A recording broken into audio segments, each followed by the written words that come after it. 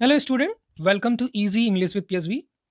Here in this video हम बात करने वाले हैं एक सैम्पल पेपर की। सीबीएसई का जो सैम्पल पेपर आया था उसका मैंने सोल्यूशन आपको पार्ट ए और साथ में जो सेक्शन सी है उसके अलावा सेक्शन ई है सोल्यूशन मैंने आपको दिए हुए हैं। यानी कुल मिला के 37 क्वेश्चंस, 1 मार्क के जो क्वेश्चंस हैं उसके सोल्यूशन मैंने आपको प्रोवाइड कराए हुए हैं। ये दूसरा सैम्पल सेट है जो हम आज डिस्कस करेंगे और 37 questions including map based questions हम लोग डिस्कस करने वाले हैं। आप मुझे कमेंट सेक्शन में अपना स्कोर जरूर बताइएगा कि ये सारे क्वेश्चंस करने के बाद आपका स्कोर क्या रहा और क्या स्टैंडर्ड रहा क्वेश्चन पेपर का। Let's see question number 1। In January the Prussian king William first was proclaim German emperor in a ceremony held at Versailles. Year आपको बताना है कौन सा ईयर होगा। I hope you know the correct answer 1871। Next question, the Act of Union in, यहां भी आपको year ही बताना है, between England and Scotland resulted in the formation of the United kingdom of great Britain. You can easily answer it 1707। ये आपका answer हो जाएगा। Next one, identify the term from the following information. ये जो information दी हुई है उसके हिसाब से कौन सी टर्म होनी चाहिए, किसके बारे में है ये। A process by which the colonial state forced people to join the army. It happened during the extreme hardship at the period between 1913 to 1918, जो फर्स्ट वर्ल्ड वार का एरा था। Villagers were called upon to supply soldiers. Answer क्या होगा आपका? Answer is forced conscription. Conscription ये हो गया आपका आंसर, फोर्स्ड कॉन्स्क्रिप्शन मतलब जबरदस्ती सेना में भर्ती करना। What does democracy ensure? Democracy किस बात को एंश्योर करती है? Democracy ensures dignity and freedom of the citizens. किसके बारे में ये? Dignity and freedom of the citizens. Dignity and freedom.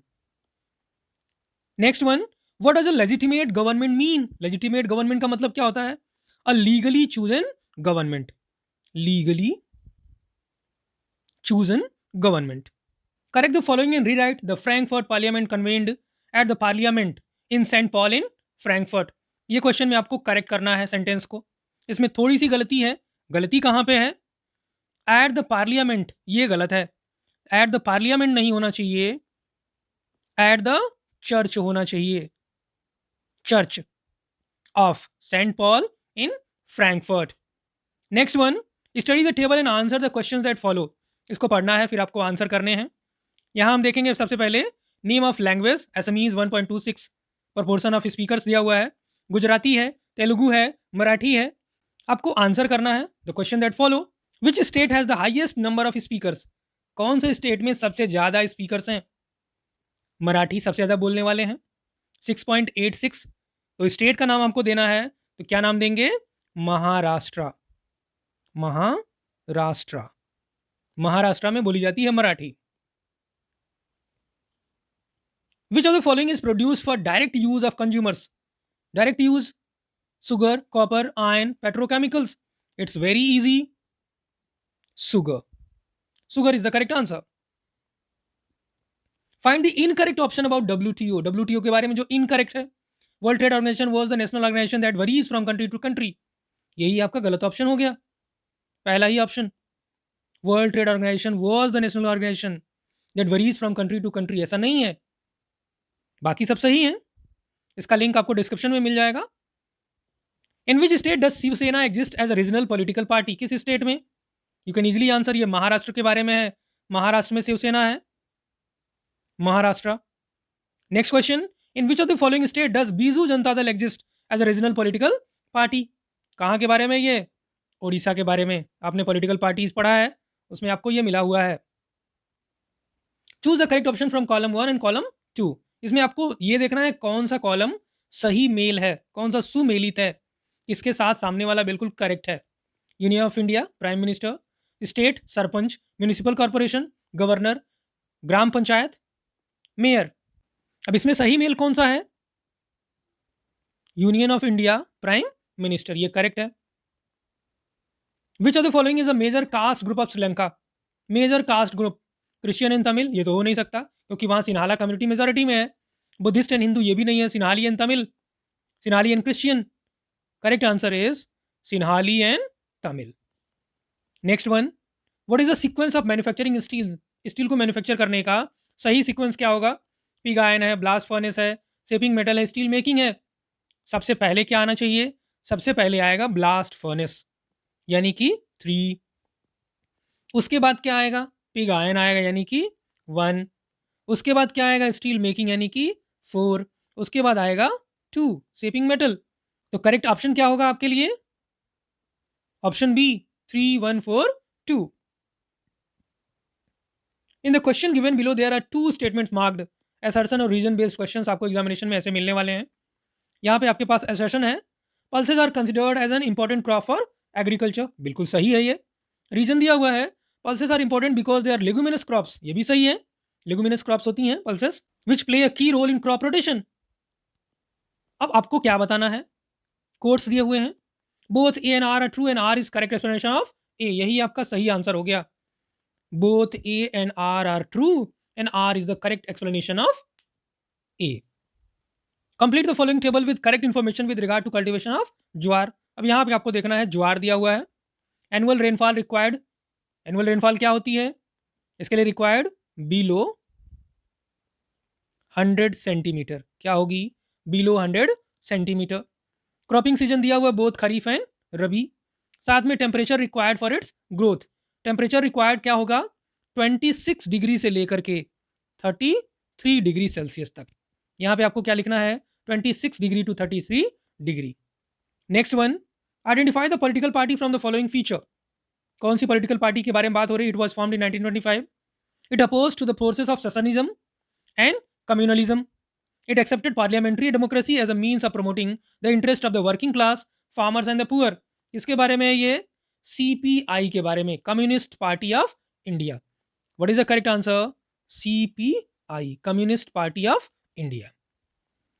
In 1928 Vallabhbhai Patel led the peasant movement in. कहाँ पे उन्होंने पीजेंट मूवमेंट को लीड किया था?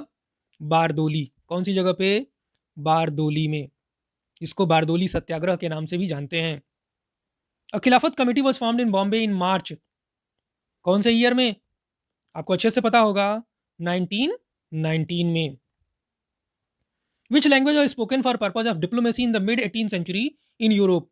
Very easy question, French. तो ये तो हो गया फर्स्ट 16 क्वेश्चन. इसके बाद हम आते हैं सीधे सेक्शन सी में, क्योंकि 17 से लेकर 22 तक 3 मार्क क्वेश्चन हैं. अब आते हैं हम रीड एंड आंसर बेस्ड या सोर्स बेस्ड क्वेश्चंस पे. Section C, read the source and answer the following questions. तो सोर्सेस चूंकि काफ़ी बड़े बड़े हैं, मैं इन सोर्सेस को रीड नहीं कर रहा हूं. मुझे वीडियो जल्दी से ख़त्म करना है, वीडियो बहुत लेंदी ना हो, इसलिए मैं इसको, आपको डिस्क्रिप्शन में इसका लिंक मिल जाएगा, डाउनलोड करके आप देख सकते हैं. सीधे मैं क्वेश्चंस पे आता हूं. Question number 1, which of the following statement correctly describe the events of February revolution of 1848 in France. ये जो सोर्स आपने अभी देखा, इसी के बारे में, इसी से रिलेटेड क्वेश्चंस आपको मिलने वाले हैं. 1848 का जो फेब्रुअरी रिवॉल्यूशन हुआ था, उसके बारे में. Abdication of the monarch. अब एब्डिकेशन क्या होता है? Rejection. A republic based on universal male suffrage. Both A and B. यही इसका करेक्ट आंसर होगा, बोथ ए एंड बी. आप इसको पढ़ लीजिएगा, डिस्क्रिप्शन में आपको लिंक मिल जाएगा पूरा का पूरा क्वेश्चन पेपर का. Identify the demands of liberal middle class for the creation of a nation state. क्या डिमांड थी? A constitution, freedom of the press, freedom of association, freedom of religions. Both A and B. Correct answer is both A and B. Drafted a constitution for a German nation to be headed by a monarchy subject to a parliament. German National Assembly. Correct answer is German National Assembly. German National Assembly drafted a constitution for a German nation to be headed by a monarchy subject to a parliament. The German parliament was dominated by the middle classes who resisted the demands of workers and artisans, lost the support of workers and artisans. Both A and B. Correct answer is both A and B. Now 24th one. इसके बाद जो दूसरा extract आपके सामने है, ये भी काफ़ी लेंदी है, ये भी मैं पढ़ने वाला नहीं हूँ, क्योंकि वीडियो बहुत बड़ा हो जाएगा.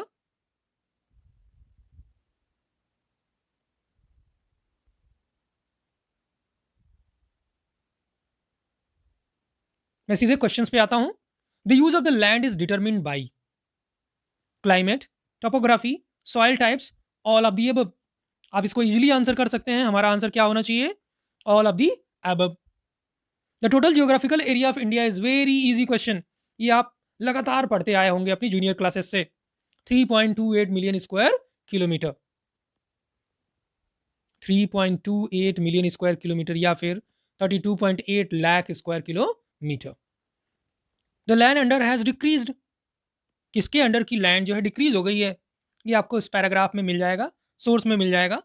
Forest, net sown area, current fallow, permanent pasture. Correct answer is permanent pasture. The pattern of net zone area varies greatly from one state to another. It is over 80% of the total area in Punjab and Haryana and less than 10% in कौन से state या states में? Arunachal Pradesh, Mizoram, Manipur, all of these. आप इसको easily answer कर सकते हैं, all of these.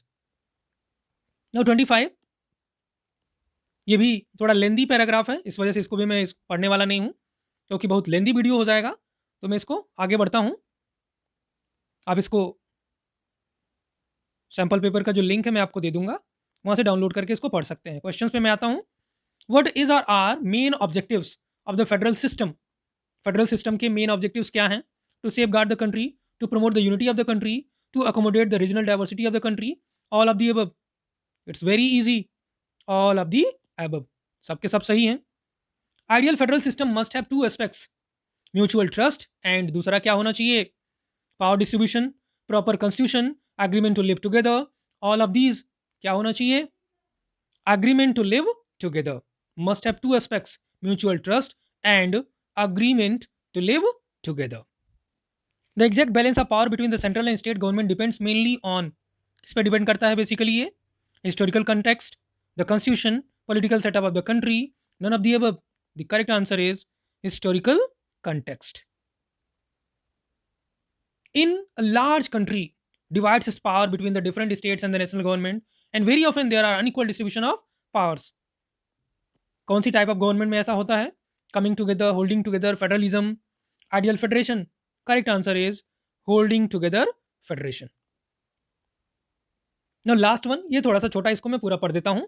The secondary sector covers activities in which natural products are changed into other forms through ways of manufacturing that we associate with industrial activity. It is the next step after primary. The product is not produced by nature but has to be made, and therefore some of manufacturing is essential. This could be in a factory, workshop, or at home. For example, using cotton fiber from the plant, we spin yarn and web cloth. Using sugarcane as a raw material, we make sugar or gur. We convert earth into bricks and we use bricks to make houses and buildings. Since this sector gradually became associated with the different kinds of industries that come up, it is also called an industrial sector. Now questions. The passage given above relates to which of the following options? आप इसको very easily तुरंत answer कर सकते हैं। It is about secondary sector, industrial sector या secondary sector. Next one, which of the following is an important way of secondary sector? Extraction of natural resources, ये तो primary activity हो गई। Providing services to the consumer, tertiary sector की activity है। Distribution of goods to the market, manufacturing of goods. आप इसको usually answer कर सकते हैं, क्या होगा? Manufacturing of goods. This is the correct answer. What is the other name of secondary sector? दूसरा नाम क्या है सेकेंडरी सेक्टर का? इंडस्ट्रियल सेक्टर इसको बोलते हैं। आसानी से आप बता सकते हैं, industrial sector. Next one, to spin yarn, weave cloth and make fabric are activities associated with, किससे रिलेटेड है ये? इंडस्ट्रियल सेक्टर से। ये हो गया आपका इंडस्ट्रियल सेक्टर से।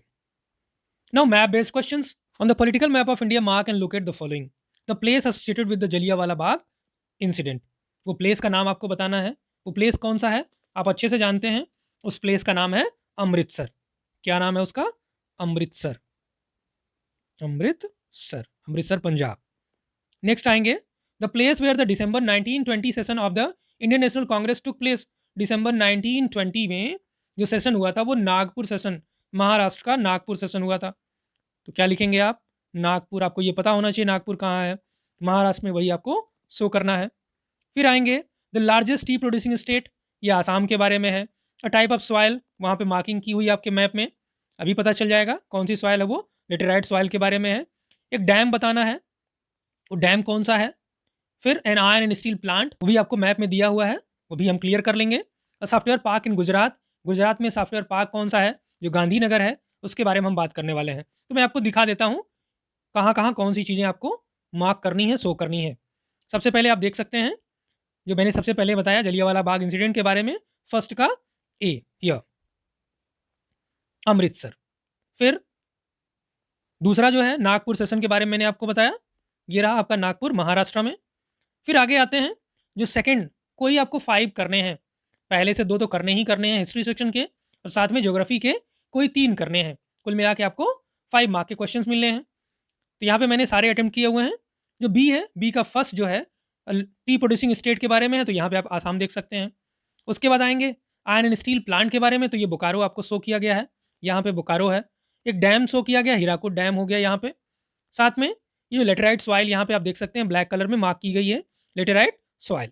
तो इस तरह से देख सकते हैं आप, मैंने 7 प्लेसेस मार्क कर दिए हुए हैं। अगर आप ऐसे अच्छे से लिखेंगे, तो आपको मैप में फुल मार्क्स मिलने से कोई नहीं रोक सकता। Hope you enjoyed this video. अगर आपको ये अच्छा लगा हो, तो लाइक बटन दबा दीजिए। इसको अपने दोस्तों के साथ शेयर कीजिए, ताकि वो भी अधिक से अधिक इसका बेनिफिट उठा सकें।